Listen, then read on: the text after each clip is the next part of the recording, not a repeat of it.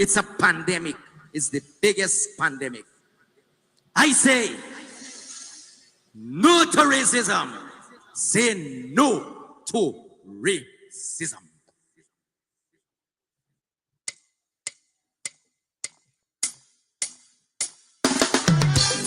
Hey! To all my wonderful people who are watching all over the world, Guyana, racism is a serious pandemic. We have to be very careful. The Creator created mankind to rule the earth. But when man controlling man, some get treated like dirt. Because of mankind's mentality and skin color, they classify the black skinned man as inferior. Slavery abolished many years ago, but racism continuing to grow.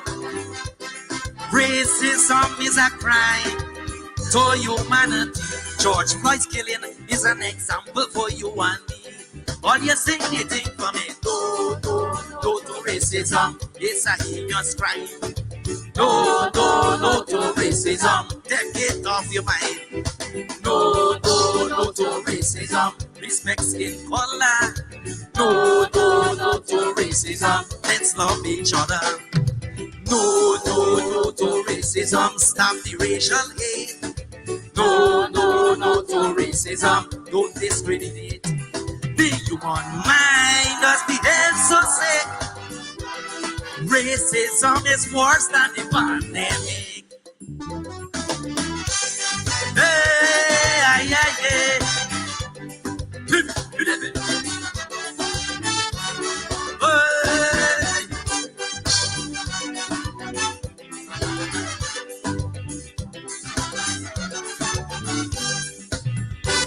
why the black-skinned man has to feel so much pain?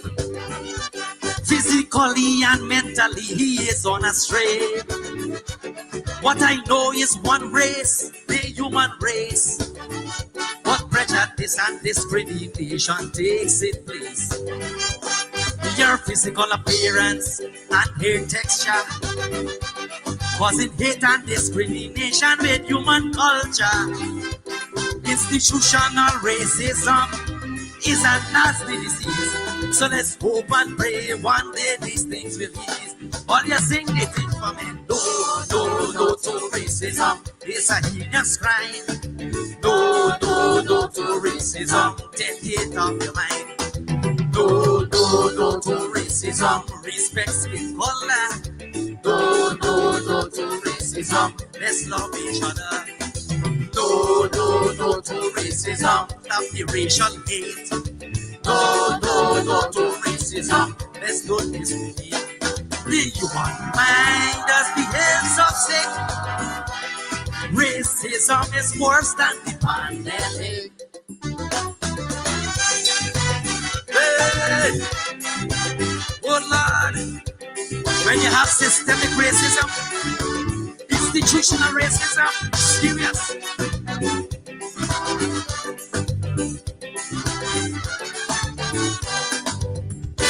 When a white police officer kneel on a black man, and the whole world in protest start to take a stand, with a slogan saying Black Lives Matter. It's a tragic time in the US and world over. If you're not white, you're classified as colored. And the clear-skinned man think he is higher standard. Nuclear weapons and diseases shredding humanity and racism polluting society. No to racism. It's a heinous crime. No to racism. Take it off your mind. No to racism. Respect skin color. No to racism. Let's love each other. No to racism. Stop the racial hate. No to racism. Don't discriminate. The human mind, as the answer say, racism is worse than the pandemic. Hey.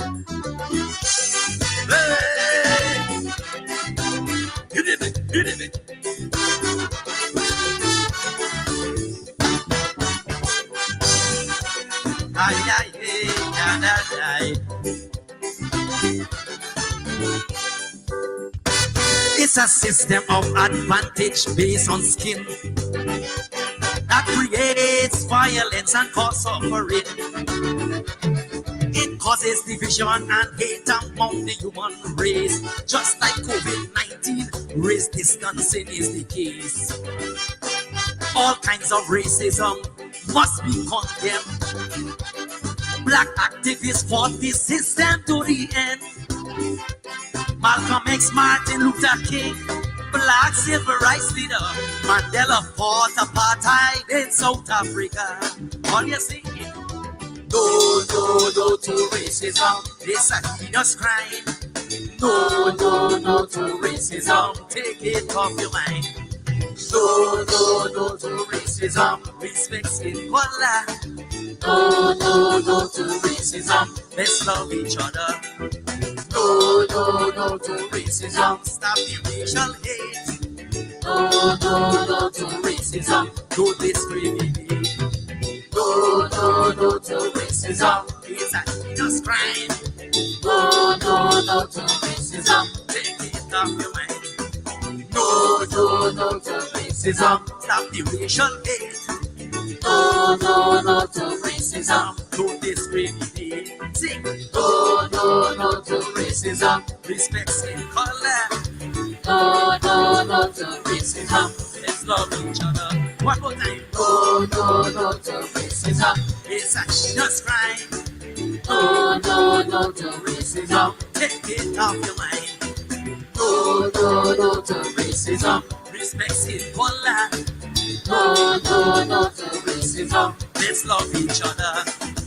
No, no, no to racism. Stop the racial hate. No, no, no to racism. Don't discriminate. The human mind just behave so sick. Racism is worse than the pandemic. Yeah. Hey. Hey. Now for those who like the homes, go to your neighbors, I love you. Go to your brothers and sisters, say I love you. Respect your texture. Respect skin color. Oh, yes. Good evening and welcome again to Politics 101. David Hinds here coming to you from Guyana, our country, Guyana. Coming in this evening with the music of Young Bill Rogers. No No to Racism. And there's a reason I played that calypso tonight.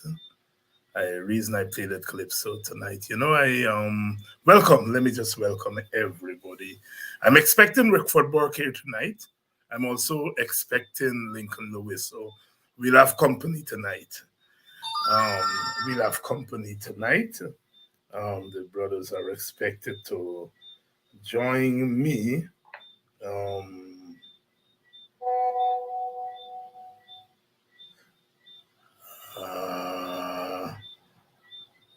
Says program has ended. I don't understand. I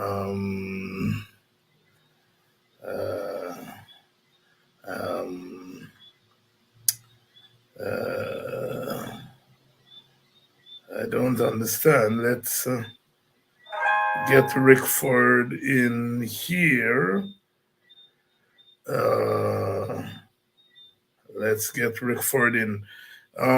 Bear with me a moment while we get Rickford Burke situated.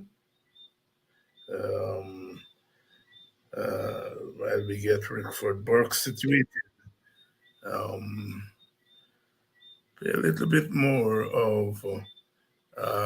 Let's play a little bit more of Young Bill Rogers.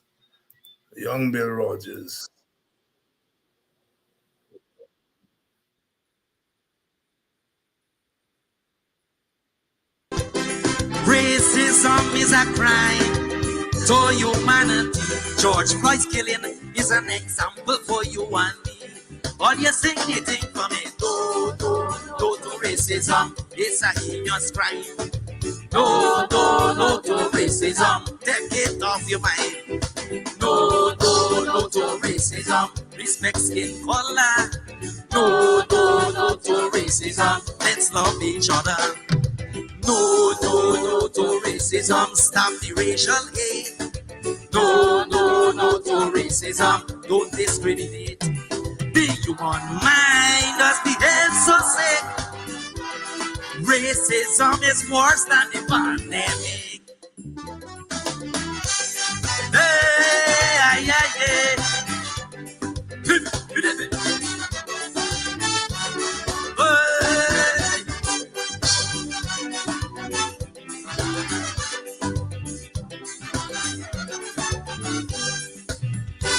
why the black-skinned man has to feel so much pain?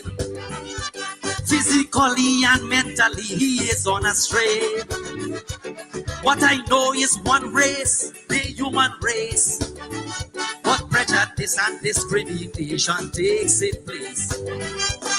Your physical appearance and hair texture, causing hate and discrimination with human culture.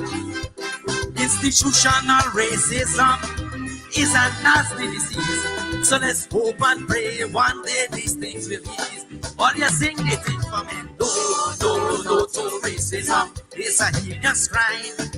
No to racism. Take it off your mind. No to racism. Respect skin color. No to racism. Let's love each other. No to racism. Stop the racial hate. No to racism. Let's go this way. The human mind has behaved so sick. Racism is worse than the pandemic. Hey, oh Lord, when you have systemic racism, institutional racism, serious.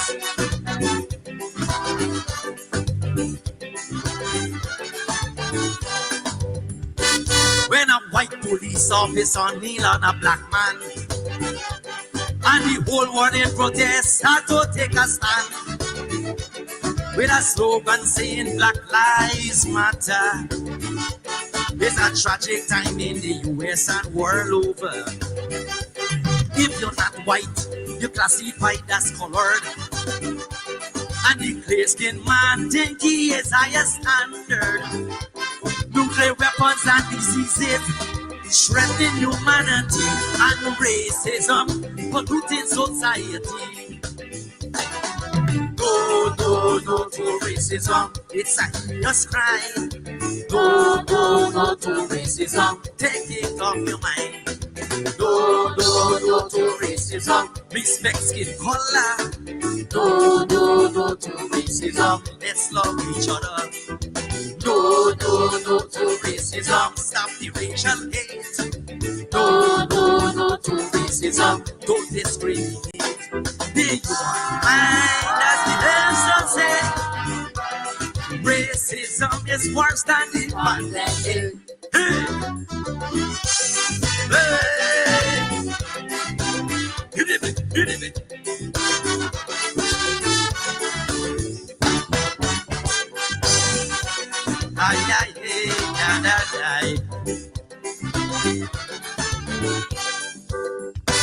It's a system of advantage based on skin that creates violence and cause suffering. It causes division and hate among the human race. Just like COVID-19, race distancing is the case. All kinds of racism must be condemned. Black activists fought this system to the end. Malcolm X, Martin Luther King, black civil rights leader, Mandela fought apartheid in South Africa. All you singing?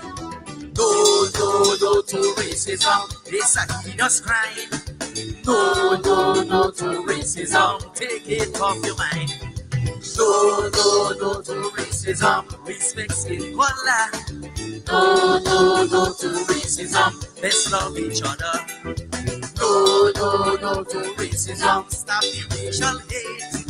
No, no, no to racism. Don't discriminate. No, no, no to racism. It's a heinous crime. No, no, no to racism. Take it off your mind. No, no, no to racism. Stop the racial hate. No, no, no to racism. Don't discriminate. Sing. No, no, no to racism. Respect skin color. No, no, no to racism. Let's love each other. One more time. No, no, no to racism. It's a heinous crime. No, no, no to racism. Take it off your mind. No, no, no to racism. Respect skin color. No, no, no to racism. Let's love each other. No, no, no to racism. Stop the racial hate. No, no, no to racism. Don't discriminate. The human mind just didn't so sick. Racism is worse than the pandemic. Yeah. Hey. Hey.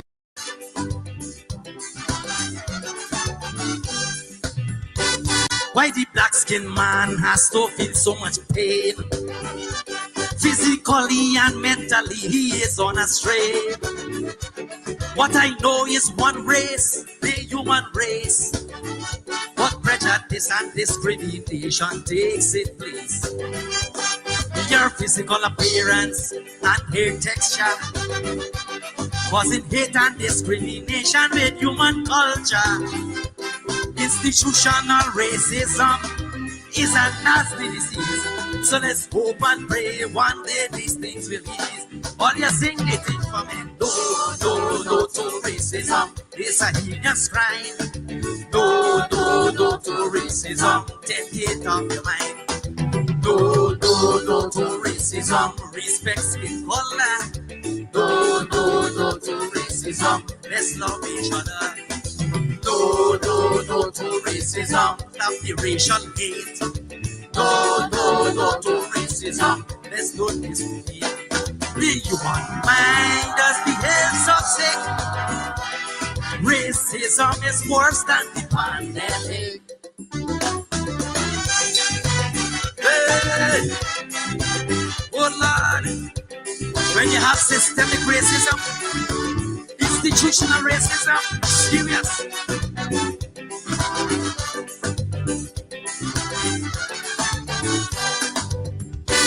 When a white police officer kneel on a black man, and the whole world in protest start to take a stand, with a slogan saying Black Lives Matter.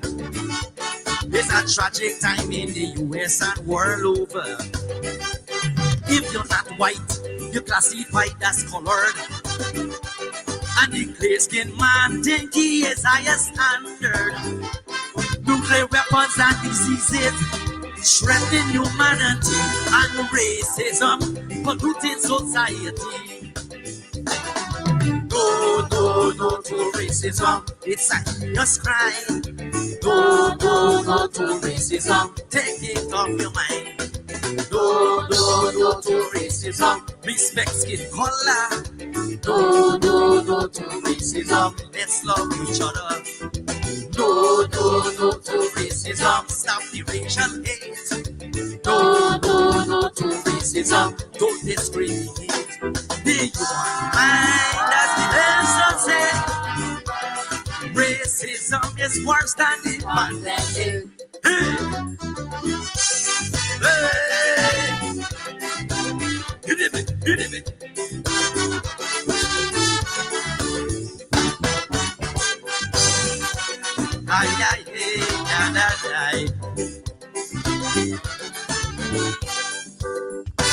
It's a system of advantage based on skin that creates violence and cause suffering. It causes division and hate among the human race, just like COVID-19 Race distancing is the case. All kinds of racism must be condemned. Black activists fought the system to the end. Malcolm X, Martin Luther King, black civil rights leader.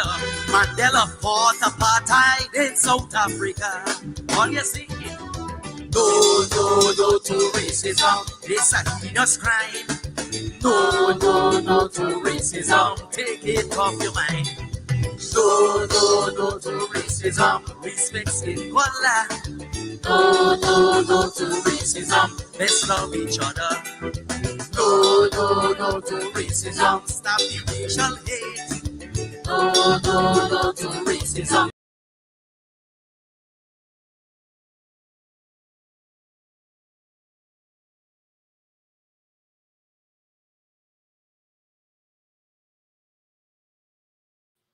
No to racism. Young Bill Rogers starting us off this evening. We're having some technical problems with our guests coming in. We're expecting Rickford Burke and we're expecting Lincoln Lewis to join us. They're having some difficulty. Rickford is here. Rickford is here finally. I don't know what was the holdup. We'll get in and get going in a minute. Welcome you all. I want to welcome all of you down to Politics 101. Please share the link. We are going to be, of course, tonight, Politics 101, and we're going to be talking on one of the hot subjects. And I played that Calypso, No to Racism, deliberately because the other morning I was on the Guyanese Critic program because following my address at Buxton, my address at Buxton,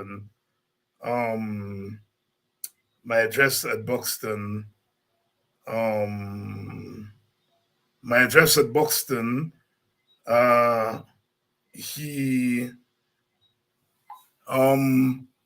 accused me of racism, and I called him, and we agreed that I would go on to his program, and I got on. I went on to his program, and I asked him what is his definition of racism. Of course,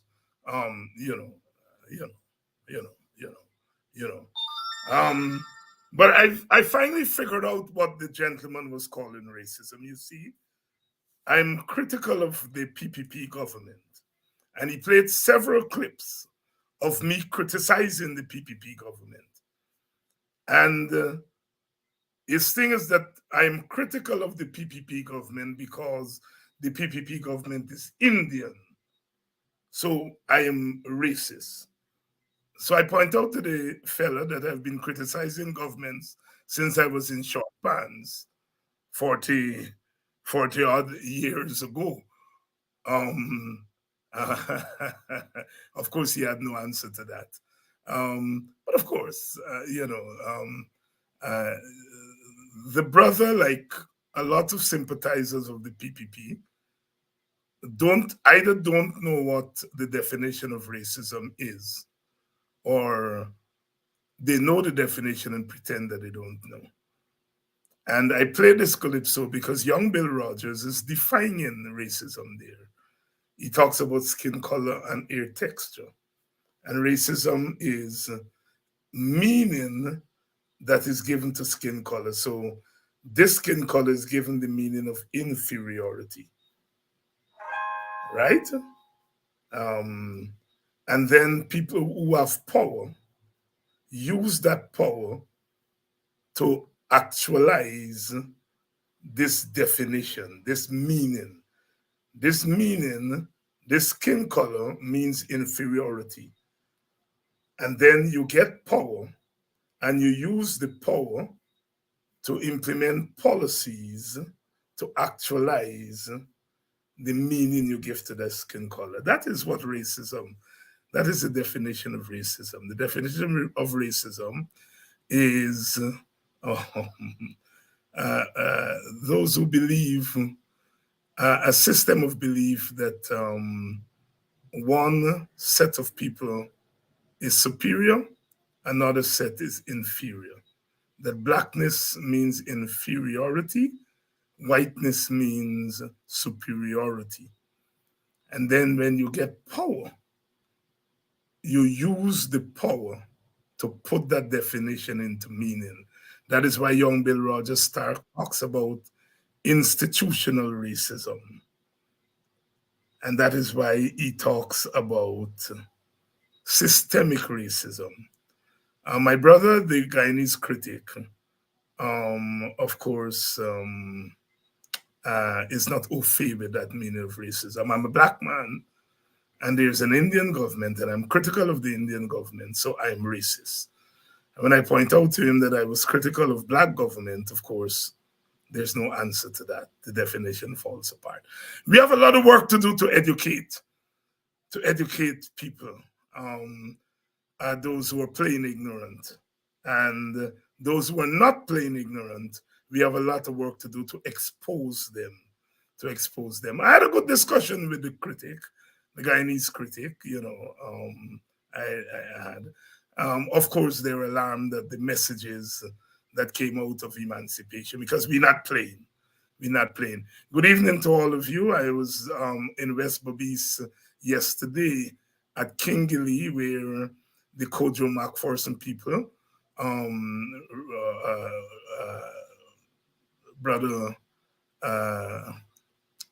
the brothers up there, Leland Saul and the people of Kingley, and of course, Brother Lincoln Lewis, they organized an event there. They unveiled a plaque and so on, and we were up there, and I met so many people again from West Berbice. A shout out to all the people of West Berbice. But let's bring in our guest because we're running a little bit late because of difficulties. Let's see what we have here. We have Lincoln Lewis is here with us. When we called him, he was let's see where Rickford is. Rickford, is this you? This is me. Good afternoon to you. Right. Good afternoon. Good. Lincoln, good afternoon to you. And Lincoln, yes. Good evening, Rickford. Hope you're enjoying the weather up there. Good evening. Good evening to you. Rickford, of course, is coming to us from out there in North America, Brooklyn, and Brother Lincoln on the East Coast. I am on the East Coast of Demerara too, in Guyana. All right, here's why we're here tonight. Some of you would have heard or read that there was a new black organization that was formed, and they had the opening on Friday and the launching of this organization. And, a couple of days before the launch, there were lots of messages going around to back and forth. What is this about? And then the opening was there at Rahamon Park, I think it was. And PPP government ministers and leaders were in attendance. And some man named Andrew Douglas said he came back from America and discovered black people are in trouble and he wants to help black people. So he's going to form this organization. He's going to invite the PPP and so on. Long story short, the PPP is up to their old tricks. They find another Negro. You all know I don't use those terms lightly because I love black people, including black people who don't agree with me politically. I love them. But excuse me tonight if my manners is not too right. They found another Negro. And they've used him to form another organization or an organization. This is the PPP organization. You see, they can't get past black leaders. They tell the world that black people don't follow their leaders and all of that stuff. And we don't have any following and so on. They try to break it, Prodigy. No. They try to crash our emancipation celebrations. No, they had their own celebrations at State House, and we had the president dancing up. David, what's wrong with you? You know what dance is. You grew up in dance. You all know what canker mean? All right. We had the president there, and we had some guests from the African Guyanese community there, and they had their thing because they couldn't crash our thing. They wanted to come to crash the thing in Buxton. And you all know the story. They call up, they come in, the prime minister gonna speak last. I tell the prime minister, we got all right. We're getting some feedback somewhere. All right. I told the prime minister we speakers, so we don't need more speakers. In any case, we don't understand why he's trying to impose himself on us. But if he wants to take the walk in Buxton, he's prime minister, acting president, we can't stop it. And I am a nice guy. I will give him 5 minutes of my time to make remarks. Of course, he didn't come. Buxton is Buxton. And when I announced the thing to the Buxton people tonight, the way they're going is a locked in the man didn't come. Because they might have beat me up. They won't do nothing. They would have beat me up for agreeing for the man to come. So the man cut good card and he didn't come. So they try a thing. They didn't get through. And so on and so forth. So now apparently they decided they're going to form their own black organization. I have deemed it the Eyepass continues. But I'm out of place. As the young people would say, I out of order. So I bring two men who are not out of order to help me to figure out what's going on here.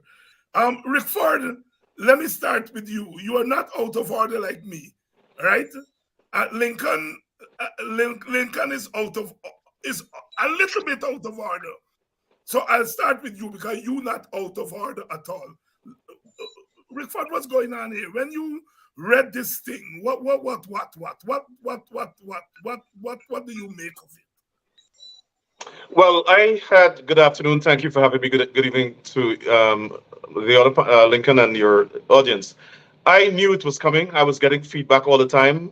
People were feeding me documents, emails, voice messages, tape conversations about what was happening. So I was fully equipped with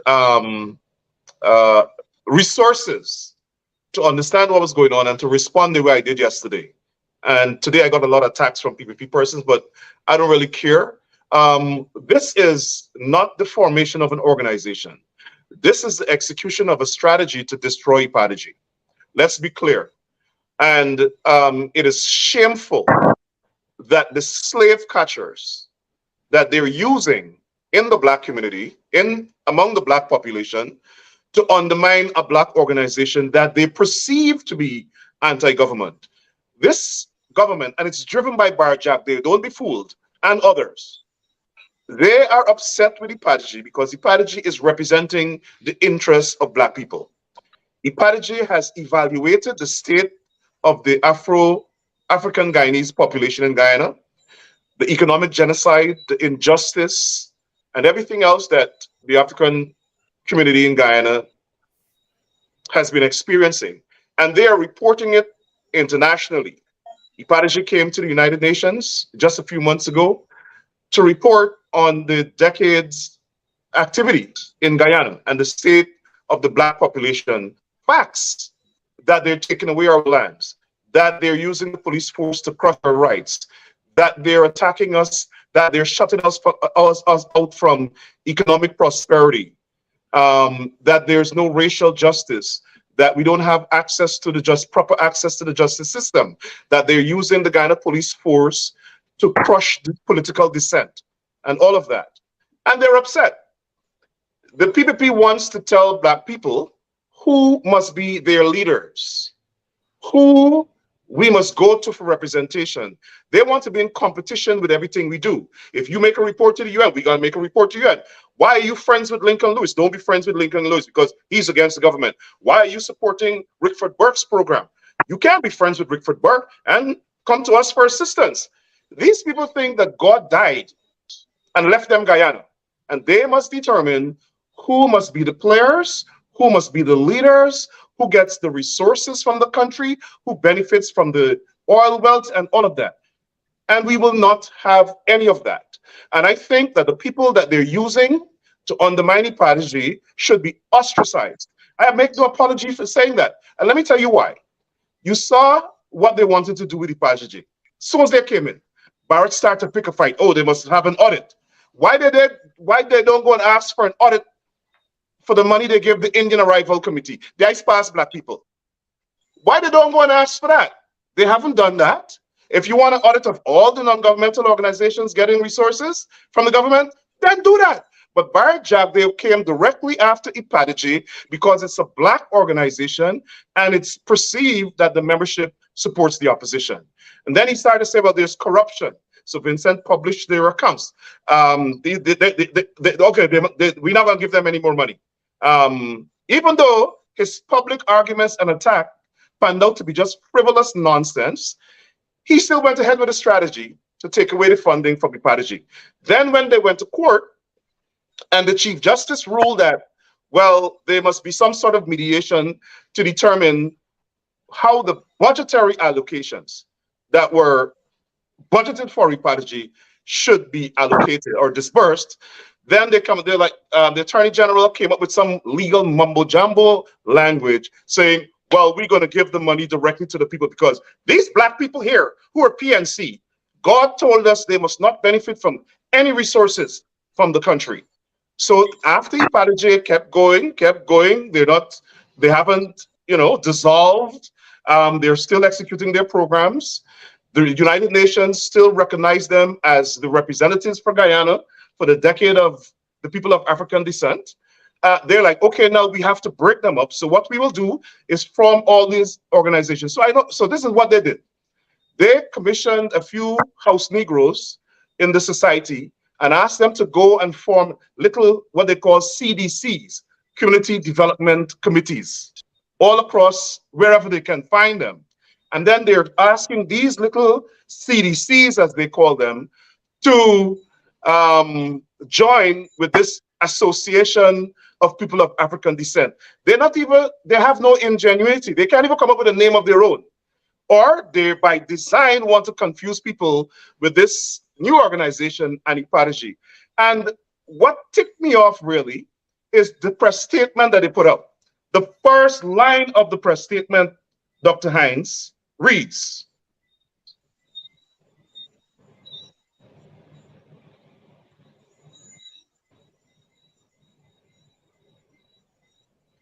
let me get it, sorry. So here's the first line of the press release. In Guyana, there's a need for genuine and objective representation of people of African descent. Excuse me? Who are the racists in the PPP to tell black people that we don't have genuine representation? That ticked me off, and I don't want to hear anything else. Because if you want to form an organization, go and form an organization.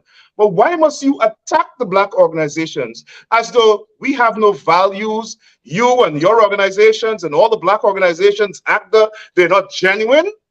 Whose rights are they representing then? Pakistanis? People from Azerbaijan? So this is the PPP. They're always disrespectful of black people and black organizations. And they've changed their strategy. On the Barrett Jagdeo, there was direct racism. Now, because of the international attention, because of the work we all are doing, they're doing it indirectly. Okay, we will get Andrew Douglas, or we will get Wana Jill, or we will get Clifford Hicken, a black house Negro, right, to execute our racist policies. So when we complain, well, the police commissioner is black. Well, the minister of home affairs is black. Well, this person is black. So it's not us, it's the black people. While they're continuing their racist policies. And I think their objective is to divide the country. They want to physically divide that country because they must know that if you try to attack Ipadaji and you divide black people, right, there's going to be a division.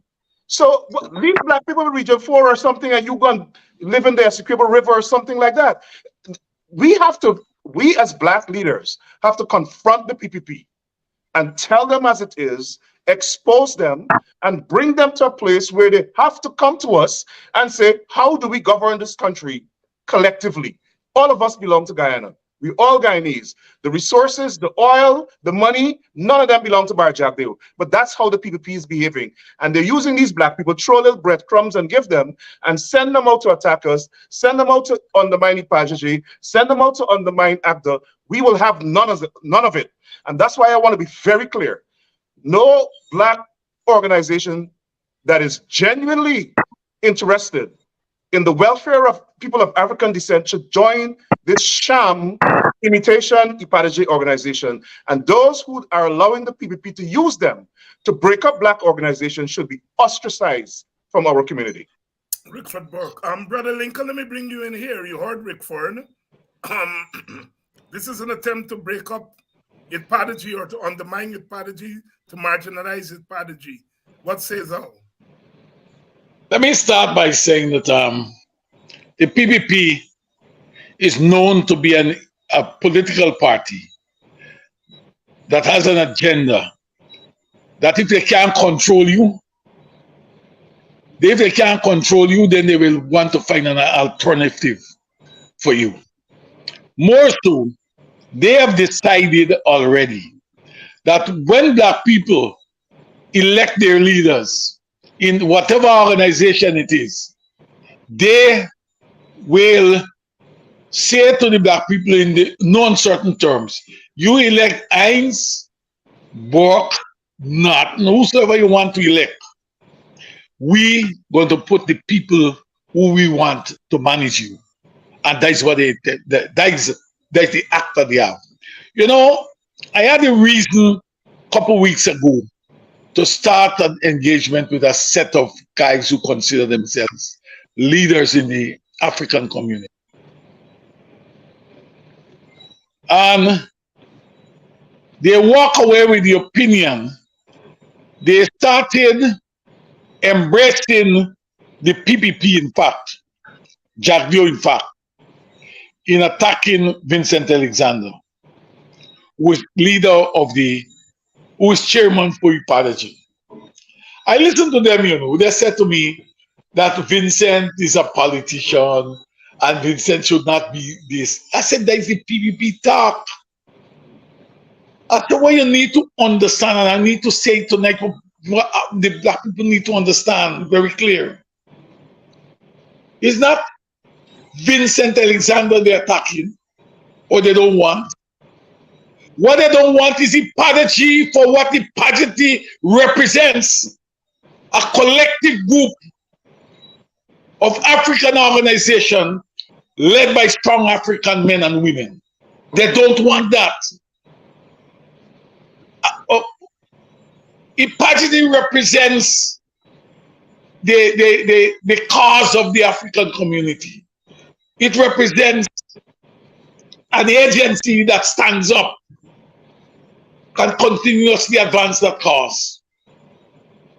It is not the individual, but see, what they don't want in any organization that can speak with a single voice and purpose against what they're doing. And we must tell them where to get to hell off. You know, there are people, let me start to tell you, you know, tell these people in this country, you guys are being very careful about them. But let me tell you something. You get people on that Ethnic Relation Commission who are part and parcel of this process. There are people in Reparation Committee who are part of it. We have to, let me tell you something, we have to reach to the point where we all know prisoners. Because what these guys are doing is taking us back far beyond what those who we succeeded done. We have to take a stand against it. We can't say that me and you can't be friends or we can't be brothers. When at the same time, you're doing things, you're involved in activities to undermine our cause and advance your interest for a cocktail party or some emancipation gathering. Some bogus emancipation gathering to say, hey, I'm rubbing shoulders with. These guys are wicked. They're wicked. And this organization, we have to walk across this country. We got to let these people know, David, who these culprits are, and we have to treat with them condemningly. Thank you, brother. You know, last year when Coffee 250 said that we have an emerging apartheid state, the government get bent out of shape. And they said, we are not South Africa. South Africa had laws. We don't have apartheid laws here. We can't be an apartheid state. These men are crazy. They threaten to lock us up. Now, let me tell you, my dear sisters and brothers in the audience. In 1970, in South Africa, they passed a law creating what they call the Bantustans. And I'm sure Lincoln would remember them. These were what they call black homelands.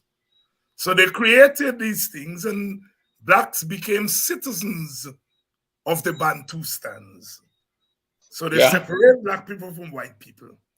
And then what they did, they picked some leaders and put them in charge of these Bantustans, these African homelands.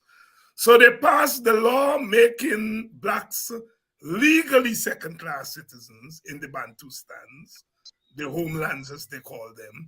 And then they took their black leaders. I remember one was a bit, Lincoln, you remember Bishop Abel Mazuria? He was what we are seeing, my brothers and sisters, is apartheid, not by law. And that is what I had to tell that man, Nandla, who thinks that he's the brightest man in the world. They're practicing apartheid in Guyana by fact. What they're doing is that they're now reducing black people to these Bantustans. They're turning the black communities into black homelands, and then they're taking their people, their black Negroes, and put them in charge of the homelands. That is what for our very faith. All right, okay, you are complaining that black people not getting their fair share? All right, good. We're going to fix it. You all want black people to live separately? Good, we're going to fix it. We are going to create alternative black organizations. They're going to create black alternative trade unions. They already have one, the alternative trade unions. They're going to create alternative institutions and put their people in charge. That's what we are seeing here. A very dangerous development. Rickford Burke. Is Rickford back with us here? Let me bring in Rickford, sorry. Lincoln, you can come in the meantime because you will have that institutional memory. Let me tell you, David.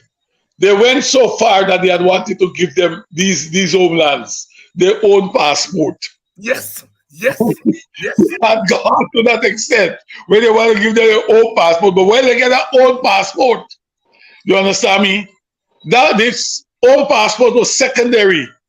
They had to conform to the laws of South Africa. That's what they did with them. Yes. So they right? Yes, go ahead, Lincoln. I'm saying what you're saying there, David, is exactly in principle what the approaches that they do have here. And they've been doing this thing a long time. Yes. They're establishing organizations to not rival, but to replace. Yes. And because they're in authority, they can go to wherever they are and say, this is the recognized organization. That's how it is. You know, it was only today we were discussing the Christian Labor College. And we all are of the view here that the Christian Labor College, they make the Christian Labor College outside there, they make the argument that is Louis's attitude towards them, that they ain't giving the subvention. But we have concluded, even those who were a bit ambivalent, they say, no, you know what?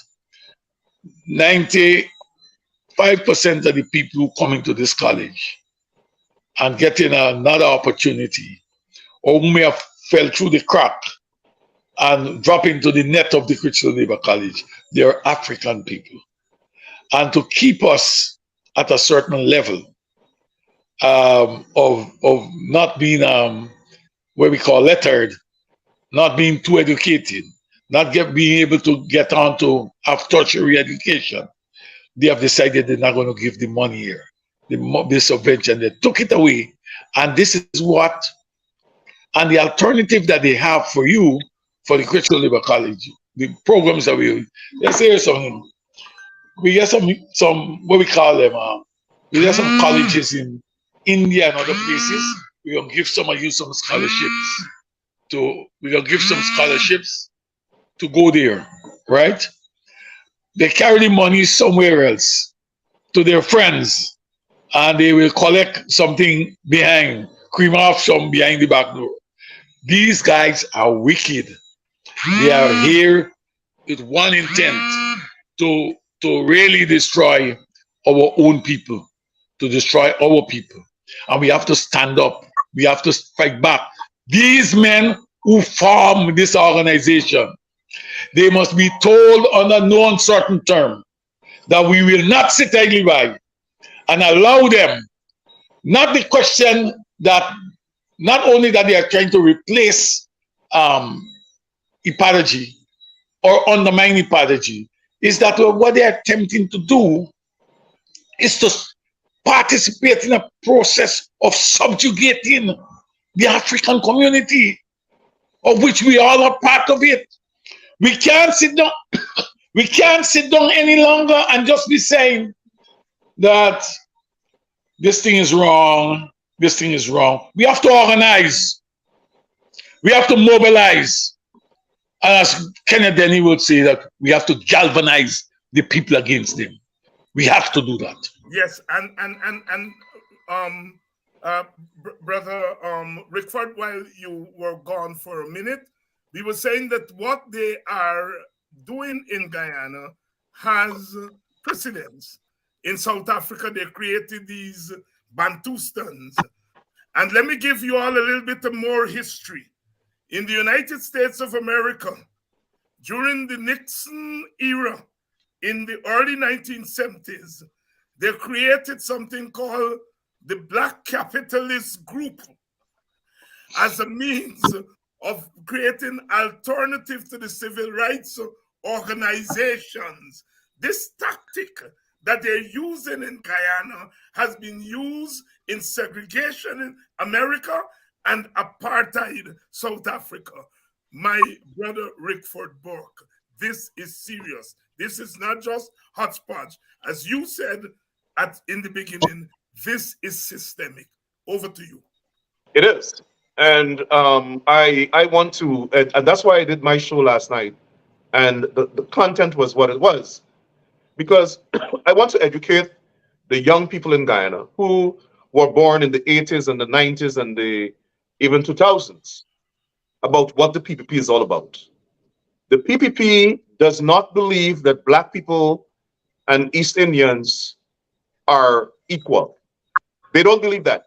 Don't let anything fool you. The people in the PPP have been educated and socialized that way. And so that's the first thing we must recognize. The second thing we must recognize that we are entitled to equality. We are entitled to equality. We are entitled to equal justice. The police force right now, its mandate is to police against Black people. The entire national security infrastructure is being developed against Black people because they feel that at some point in time there's going to be an uprising because of their apartheid policies. And so every single decision they make with regard to national security is against the background that Black people will rebel and they must put them down. They will use their own Black house slaves. That's why they've made that unconstitutional appointment of the police commissioner, because he's their gatekeeper. That's why they've put Blanham at CID. He's their gatekeeper. And if you want to say I'm wrong, let's look at Nigel Darmlal. The police force was mobilized. The justice system was mobilized to protect him from prosecution. Third, as Lincoln Lewis just said, they want to find an alternative to Black leaders of the country who Black people select. The Stabrook News, you know, last Saturday, I had the opportunity to talk with our members of Congress here in New York City. And one of them, to my surprise, told me they just read the Stabrook News editorial from the 2nd of August to commemorate the PPP's 3rd year in office. And every single thing that we have said, that editorial says it. Everything that they say Rickford Burke is misleading the congressman, and I don't know how they know what I tell the congressman, everything has been validated by that editorial. As a matter of fact, Stabrook News even underlined the fact that the opposition in Parliament represents half of the electorate, half of the population, and the government wants to ostracize, marginalize the opposition in Parliament, and in effect, marginalizing half of the population. This is not Rickford Burke, this is not David Hines. This is the Stabrook News, their friend. The Stabrook News is not friendly to the Black population. It is not friendly to the PNC or APNU or the AFC. It is friendly to the PPP. And they have reached a point where they have pointed out that the government is shutting out half of the population. The other thing I want to say is that what they're doing, indeed, you're right. They are taking a playbook, they're following the playbook of the apartheid policies in South Africa. I don't know what Black people did to the PPP. I don't know why they don't think that we belong to society. I don't know why they think that they must cultivate some house Negroes who can be compliant with them, who must submit to them, like Sean Alicock and some of these other people who they're using to subjugate the Black population and to replace Eyepass. And let me say this. I noticed, and these are my friends, I have great respect for Dr. Van Westras, but I must criticize him. It is fine to go to events, state-sponsored events. It is fine to shake the president's hand. I have no problem with that. It is fine to meet and engage with the president. But you cannot do it without representing the interests of the Black population. You can't go to State House and dance with the president and talk about one guy and unity when you're not talking about the Black people who are killed in the PPP genocide. You're not talking about how they're marginalizing Black people, how they're using the police force to criminalize Black people. You have to represent us. You have to represent those young people out there who the police force is brutalizing.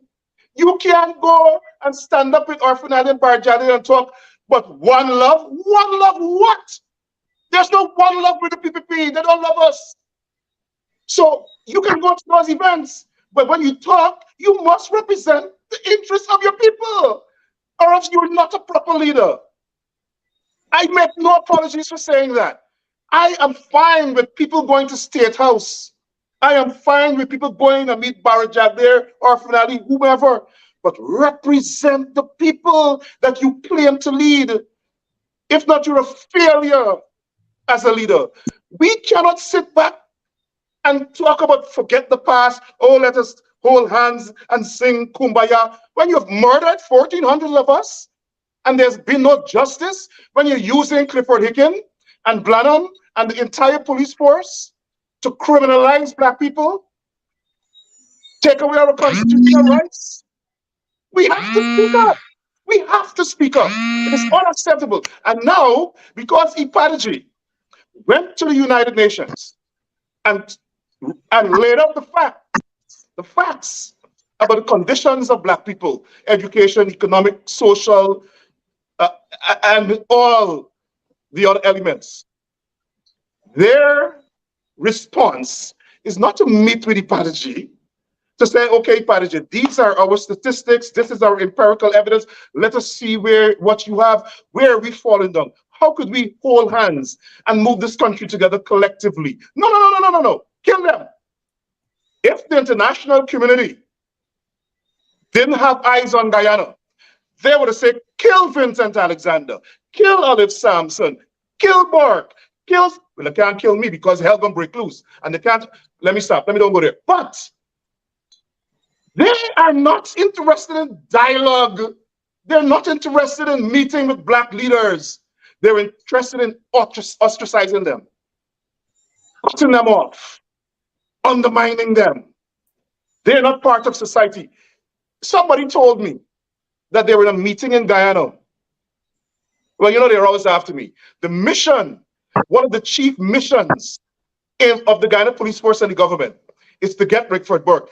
Every day they're going out soliciting people that I may have criticized and said, come and file a cybercrime complaint against Rickford Burke. Could you make up an allegation against Rickford Burke? Could you give up Rickford Burke? Did he ever do anything for you? That's their mission. That's their mission. The Guyana Police Force mission is to frame Rickford Burke so that they again could write the United States government and say, we want this man. You must catch him and arrest him. That's their goal, not unity. They want to destroy Black leaders who are pointing out that they're racist. They're not interested in unity. Mark my word, the PPP does not want one Guyana because they don't believe that we're equal to them. That's racism, you're defining it. They think that they're superior, and now that they have governmental power, they're using their congenital belief that we are inferior, and they're using government policies, instruments of the state, institutions of the state to execute policies and implement policies that reflect their thinking and their innate belief. That's why we have discrimination. That's why we have marginalization. That's why they're trying to subjugate us. It is innate in them. They don't believe that we're equal and that we are entitled to equality and equity in the country. And we must fight back. And we are beginning to fight back on Thursday at Buxton with the annual EUC Guyana Emancipation Symposium.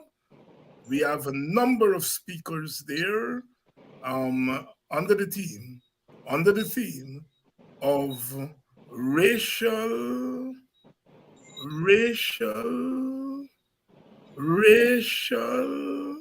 I'm stressing it and I'm repeating it, racial equality in the age of oil and gas. Racial equality. We're going to have Nigel Hughes there, Vincent Alexander is going to be there, Nigel London is going to be there. I will be there, of course. GHK Lal is going to be there. Simona Brooms is going to be there. We have a big panel that's going to be there, and we're going to start to fight back. We'll continue to fight back because we have been fighting back. And because we have been fighting back, because we have put up barriers against them taking over the Black community, they are now switching tactics, but we onto them. So those of you in Buxton and its environs, come out to the Tipperary Hall, 6:30 on Thursday night. We're going to begin this new phase of our struggle there. And then on Sunday at Critchlow Labour College, Coffee 250 last year said we have an emerging apartheid state.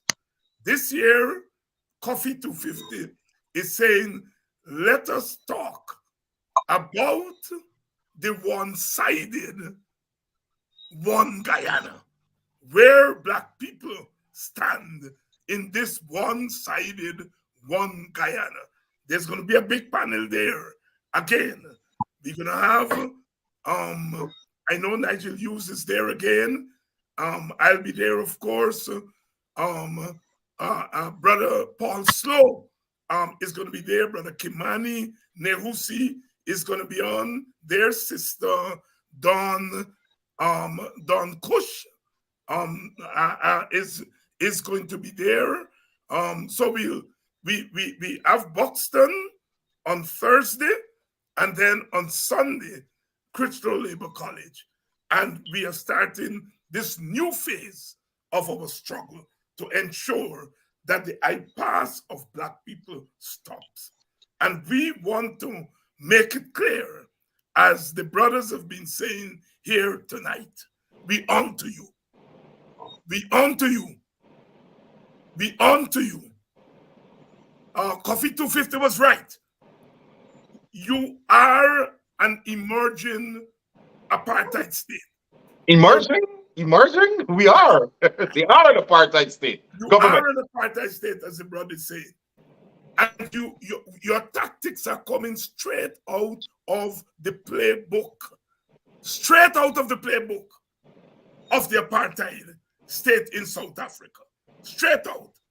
What you're trying to do is to control Black people. And because the Black leaders are stopping you from doing it, you are now creating alternative Black organizations.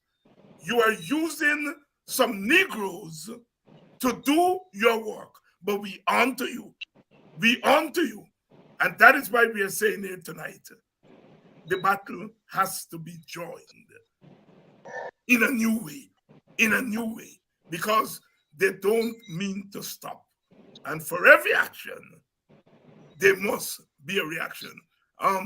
Brother Lincoln Lewis, Rickford asked the question just now. What Black people do?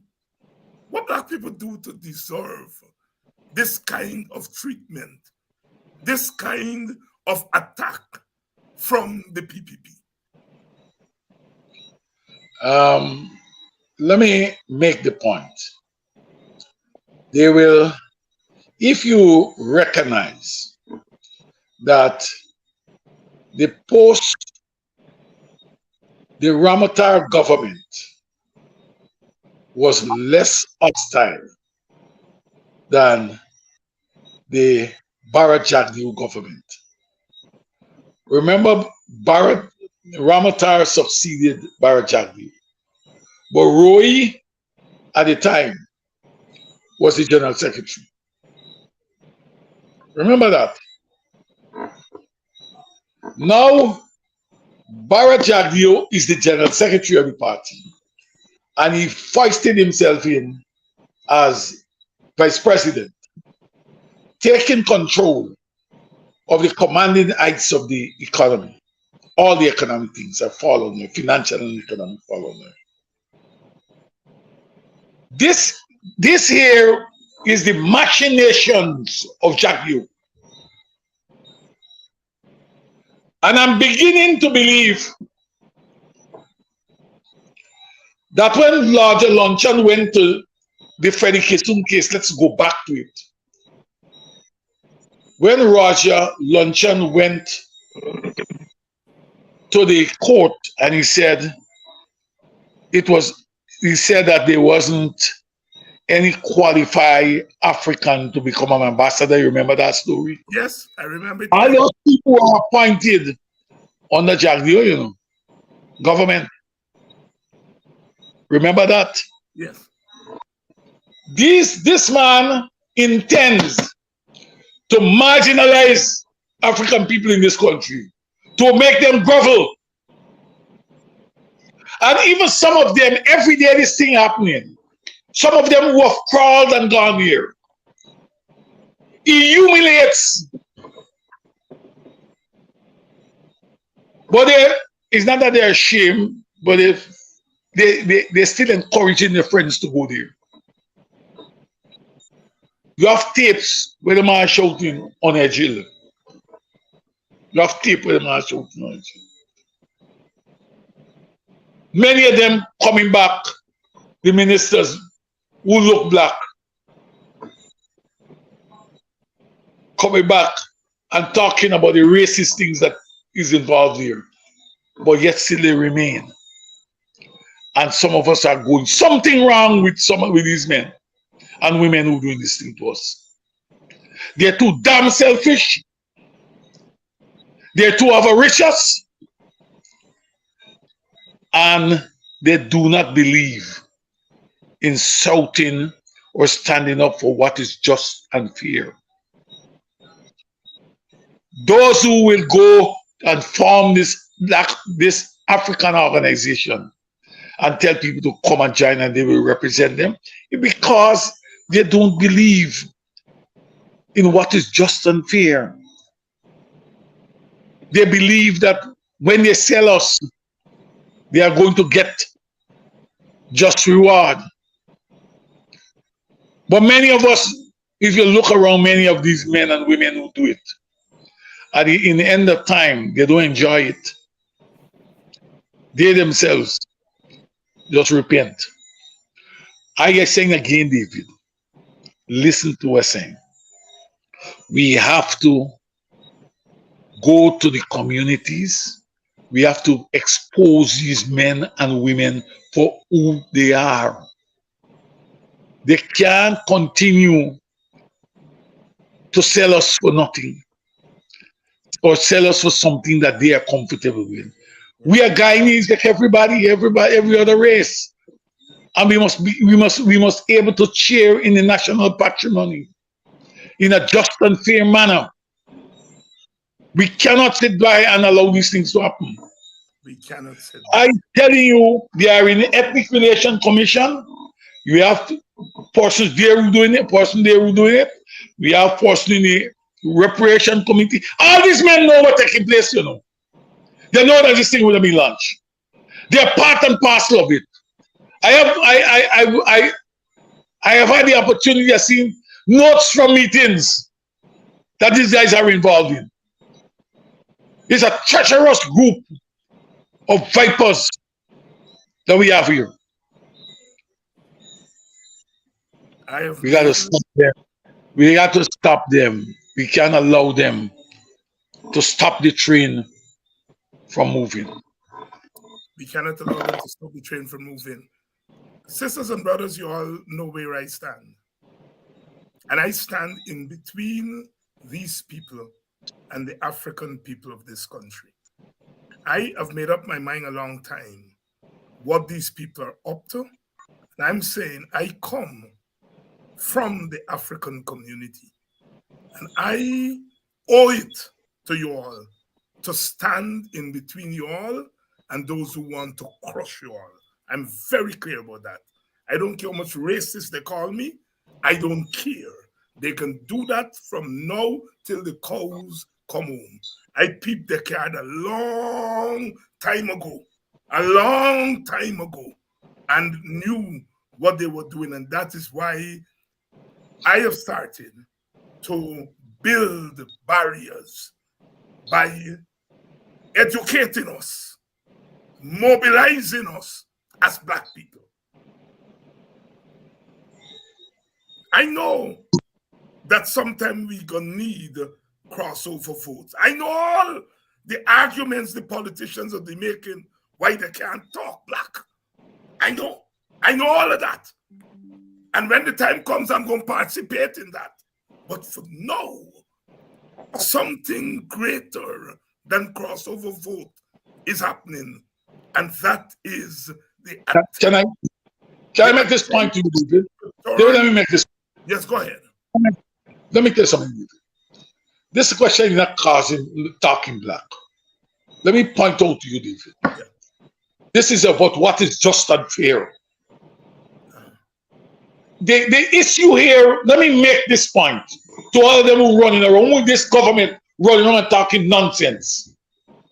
When the PPP was in wilderness and they claim that workers of this country, when Gao claimed that they were discriminated against under the PNC government, I stood up and I said that their cries must be listened to.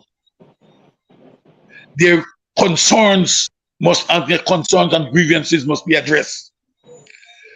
That is what we have consistently said, whosoever it is, their concerns and their grievances must be addressed. Tell me honestly, if the community that I come from, crying and said they're being discriminated against, you expect me to sit down and remain silent about it? I have to talk about it. The question is not which community. The question the point I'm making to you is what is just and fair. So who can walk around and say that you're talking black and you're racial, you're racist? And let me tell you something good. Many of them won't tell you. Look, the Indian ministers, them when they go there, know where they say, "Oh, I am racial. I get black friends. I get black work. Me teacher the black." But ask them, name 10 of the black friends them what they're talking about. They don't exist. Me know them, man. It's only racists just behave that way. Me ain't gotta go out there and tell people that I am I don't have to go around and tell people say I get Indian friends. I get plenty. But I ain't gotta justify it that way. Why I gotta tell you that the cake ain't cutting in a way that me and the community that I come from can share equitably in it. And when the cake, since it can't cut in that way, I'm going to talk, as you say, until the cows come home. I'm going to talk. You don't got to see my face and got to hear my voice. Let me tell your friends them, and know you know them. Is your friends them, you must meet with them, you must eat with them, you must drink with them. Tell them in reparation and what you call them, Ethnic Relation Commission, that if they don't come to terms, I'm gonna call their name publicly. I'm gonna call them, I'm gonna humiliate them. Get your hell off we back. Get to hell off we back. This thing is more serious than having an invitation to a cocktail party hosted by the president or the prime minister or somebody. It's more serious. Me and some of you now, David, some of you write the speech and make the input in the speech for the president and so on. I hear some of your friends them. You tell them that everything that happened behind closed door, you just come out, right? Okay? Yeah, so I mean, we want to know, we know, right? And I want to know that we're going to stand behind the apology. We're going to stand with Coffee 250. We're going to stand with Agda, everybody. We will not be moved. They can bring what organization they want. We shall fight back. Thank you. Thank you very much.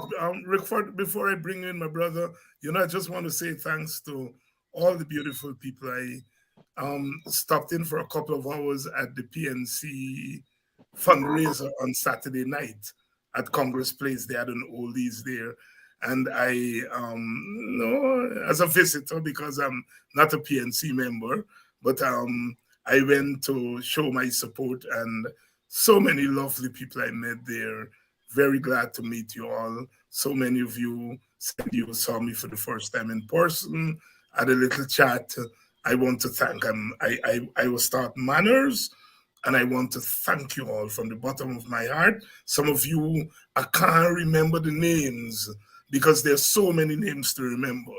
But I remember Sister Yvonne, Sister McPherson, who came up to me and or greeting moved me. And so I remember you, Sister Yvonne McPherson, if you're on here tonight. Love you, sister.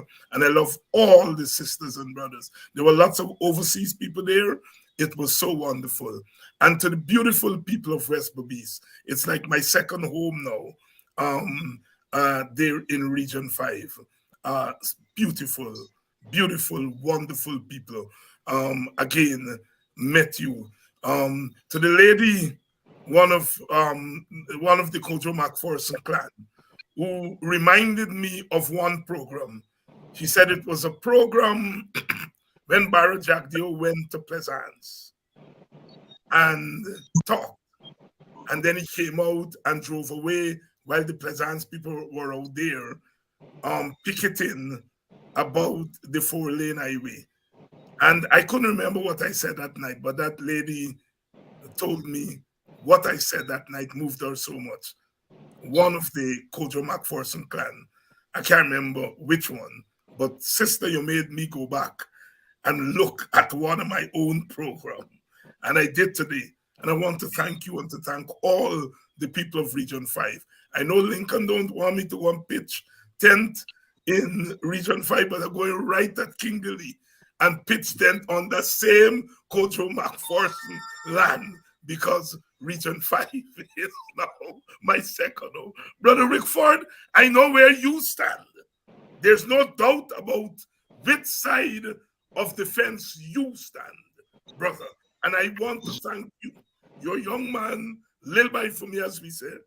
And I want to thank you for the work that you are doing in defense of your country, in defense of the opposition, and most markedly in your defense of African people and Africanness. I want to thank you very much.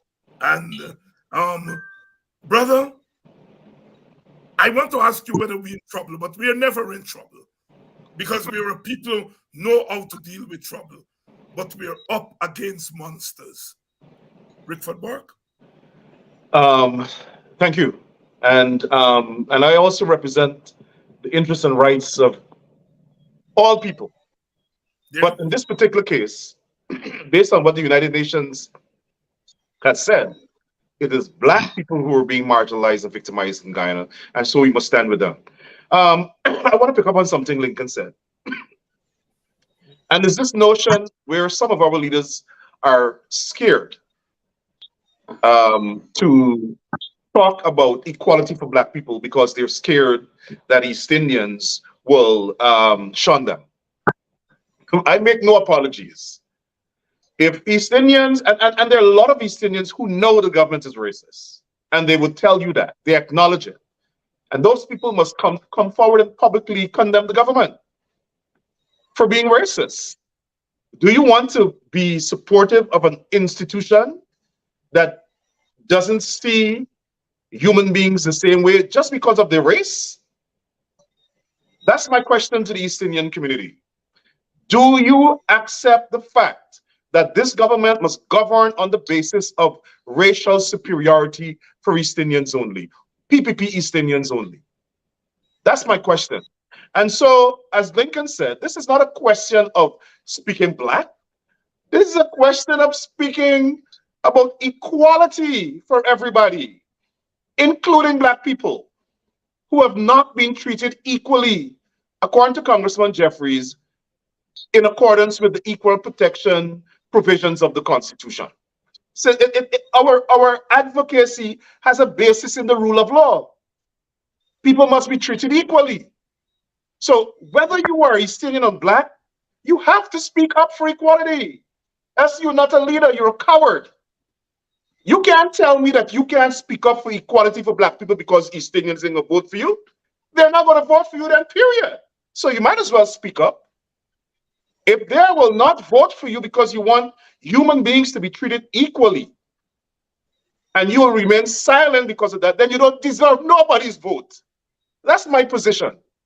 So we must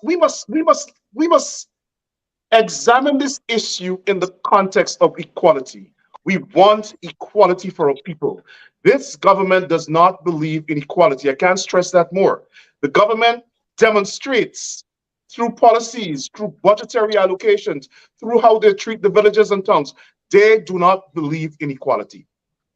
Secondly, we are taking this fight to Washington. Right now, we're waiting on the Congressional Black Caucus for a date when there will be available so we could have the conference on Guyana in Washington. And hopefully you gentlemen can participate.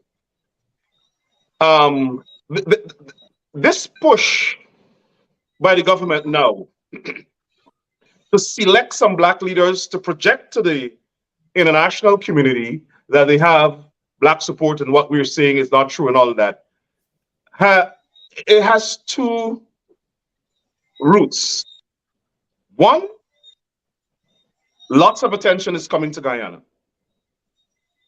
You have some politicians here, local politicians, because of all the complaints they're hearing, are mobilizing now to go on a fact-finding mission in Guyana. That's fine. Senator Roxanne Persaud, Assemblywoman Monique Walker Chandler, and then you have a Guyanese Assemblywoman, Alicia Hyman. They're mobilizing. But what we have called for is a United States official fact-finding mission to Guyana, made up of senior administration officials from the Justice Department, the White House, and the State Department, along with members of Congress.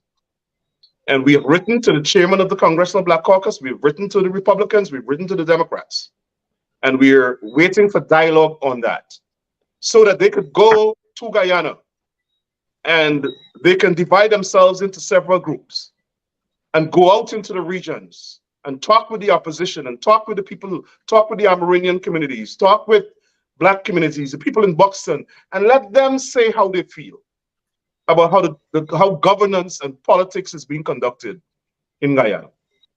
So we are waiting for that. We will have it. We will not stop. We are very much opposed to this $12 billion US funding that the government has applied to the US Exim Bank to fund this so-called gas to shore project. It is not that we don't want Guyana to develop. I don't even think that they understand the environmental implications for a gas to shore project. I'm not even sure if it's going to be viable. But this is Barjack. They were thinking up what he sees in other countries and pretending that he knows and wants to implement it in Guyana. Be that as it may, Guyana needs a reliable source of power, energy to power industries. If we're going to develop, we need more industries. Guyana does not have a sustainable, reliable source of electricity. So we need that. We're not against that.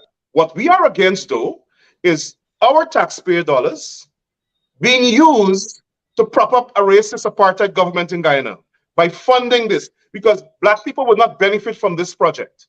And we want Exim Bank to know that. We want our elected officials, we want members of Congress who have that power to hold it up. Just like they could hold up the appointment of an ambassador, appointment of people at the Defense Department, and they could hold up loans from the World Bank and the IMF, we want our members of Congress to block that loan that goes only to PPP East Indians' benefit in Guyana. It can't happen. It cannot. We cannot have our taxpayer dollars propping up a racist PPP regime in Guyana, or else we will hold our elected officials accountable. The other thing I want to say is that there's a movement now in the United States to hold the Biden administration accountable for being so cozy with a racist government in Guyana.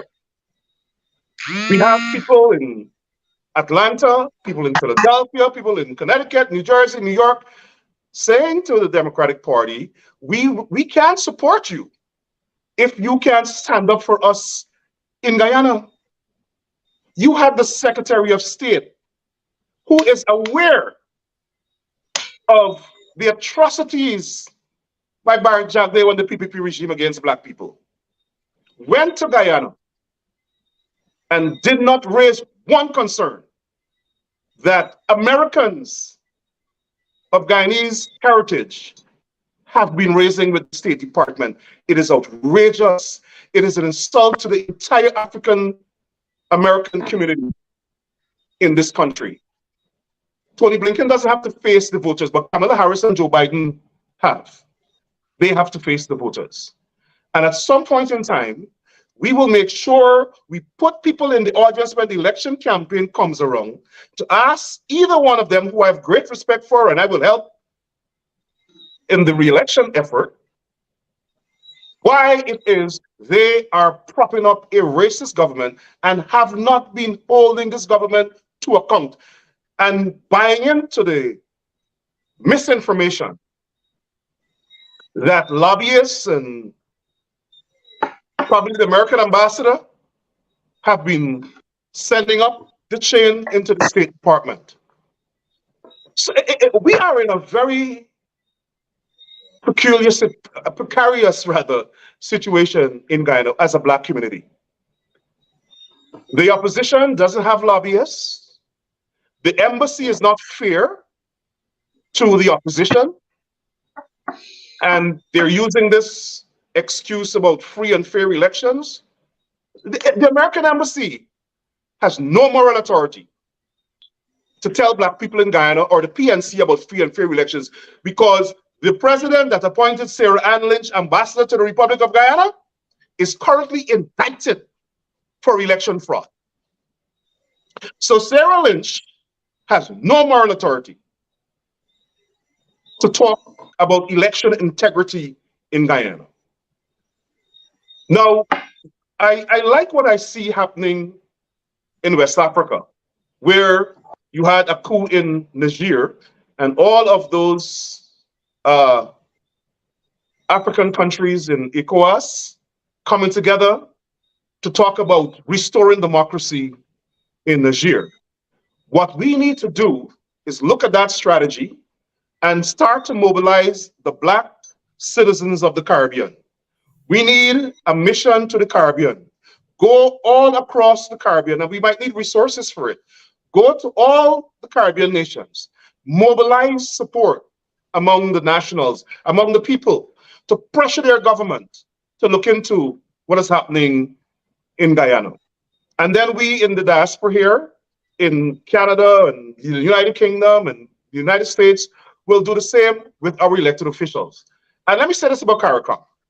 CARICOM historically has been anti-Black Guyanese. CARICOM's headquarters is in Guyana, right in the middle of the epicenter of the war against Black people, even during the Jagdeo administration, where Jagdeo's government formed death squads that killed hundreds of Black people. And CARICOM said nothing. I despise that organization. It's a waste of time. So we can't depend on CARICOM.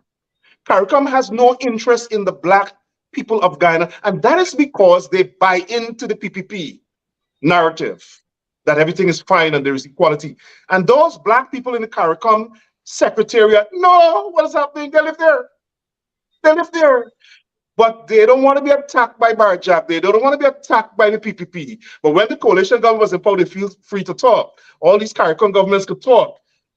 But they want to be friends with Barrett and all of them, Mia Motley and all of these people who are betraying Black people. Right? So we have to find a way to confront this government. It is not okay for us to sit down and wring our hands and say, oh my God, this government is racist, they're ostracizing, they're marginalizing, subjugating, and not do anything. We can't. We have to mobilize the international community, just like Bar Jagdeo, an international crook, mobilized, rehabilitated his image as a killer, because he has been accused of that by forming these death squads. He's been accused of that. I have not tried him and proved him guilty, but he's been accused of that. And the world knows that his government, his cabinet, participated in the activities of the death squads. His Minister of National Security had to resign. The US government presented evidence in a court of law in Brooklyn. I was sitting in that courtroom where the United States government presented evidence that Bar Jagdeo's government participated in death squad killings. And we allow him to go and stand with people in the international community as if he has some moral authority to pronounce on morality, pronounce on justice, pronounce on the rule of law, all of which he violated as president. We can't allow that to happen anymore. We have to mobilize the international community just like they did against the PPP government. And that's my charge to the diaspora, the people at home, and Guyanese everywhere. Lincoln Lewis. Let me tell you, gentlemen, there come a time that we ought not to be mincing words any longer with these guys. These guys are on a process of exterminating Black leaders in whatever form or in whatever way possible. While we have to protect ourselves and live for the revolution, we have to be very strategic in dealing with the people who are near us, who can harm us. And that's a message to those who are part and parcel of the current process to destroy Ipadaji and other organizations because of what and who they represent. I want to say thank you to the audience, the listeners tonight, the very good audience. And I want to implore upon you that we need to hold hands in this process of redemption. This is not one love for me, but those who want to sing one love, I will keep singing, but I will not be holding hands. We have to move on, David. Rick Ford, it's a pleasure sharing the platform with you. Let us get it on. Thank you. Dr. Hinds, if I might just say one thing quickly. Yes. I just got a message from a PPP member. Come to Guyana, let me deal with you. Listen, it's like you meeting me in the mall and we have a confrontation. You want to fight me. Say, listen, why don't you come to my house? Let me fight. Well, if you want to come and deal with me, come where I am and deal with me. Why I got to come to you? If you have a problem with me, come and deal with me here. I don't have to go to Guyana. What's the reason I go to Guyana? You have a problem with me. And you see, this is the thing that we tolerate. We tolerate this thing. Come, let me deal with you. Come to Guyana, let us jail you. Come, try it now. Let me have a big international incident. I mean, these people think that they're so powerful, even if they follow us.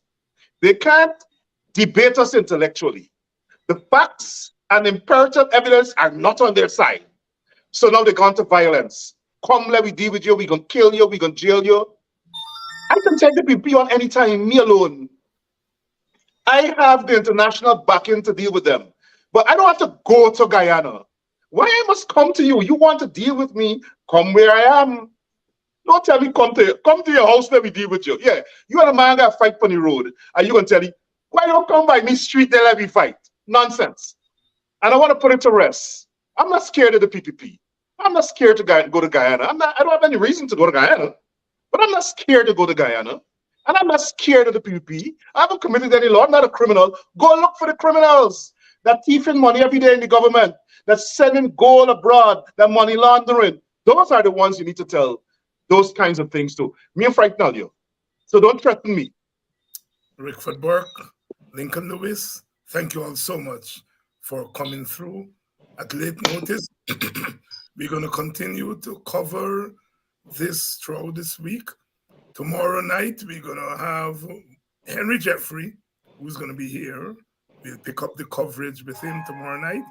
And then on Wednesday night, Ipadaji is going to be here. So we have a busy week. Thank you all, brothers. Thanks for having me. And to you, the audience, thank you all so much. The love is persistent. We're going to win this thing together.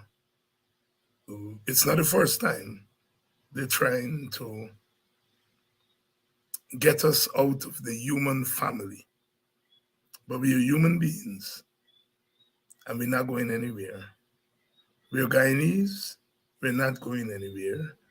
We built Guyana along with others, we're not going anywhere. Know that Guyana is going to be flushed with plenty. We are here to demand our fair share, and we're going to get our fair share. No matter how many alternative organizations they form, they're not going to, in the end, reduce us to second-class citizens. Thank you all very much. And I'll see you all tomorrow night when we come again to continue our struggle. Henry Jeffrey tomorrow night. If you hear that, black is beautiful. Santa Claus. Black is beautiful. It's a texture. Lift your head like me. You got to